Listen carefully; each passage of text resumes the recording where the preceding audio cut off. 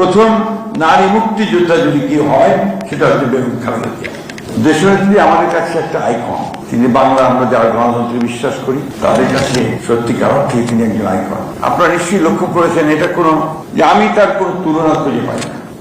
এই জন্য একাধারে তিনি ছিলেন একজন রাজনৈতিক দলের নেত্রী, একই সঙ্গে তিনি ছিলেন আবার গোটা জাতির নেত্রী।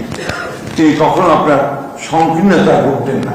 আমাদের নিশ্চয়ই মনে আছে যে 5ই আগস্ট যেদিন ছাত্র জনতার অভ্যুত্থানের মধ্য দিয়ে জাতি আরেকবার স্বাধীন হলো, সেই রাত্রেই আমি গিয়েছিলাম হাসপাতালে তার একটা বক্তব্য নেওয়ার জন্য।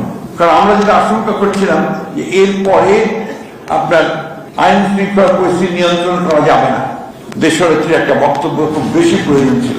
আমি যখন অত্যন্ত অসুস্থ ছিলেন, আমি যখন হাসপাতালে থেকে বললাম যে ম্যাডাম, যেমন করে হোক, কষ্ট করে হলেও আপনাকে ছোট্ট একটা বার্তা দিতে হবে, মেসেজ দিতে হবে। তিনি কথা বললেন আমি কি পারবো? তাকে যাই ছিলেন বলেন পারবেন।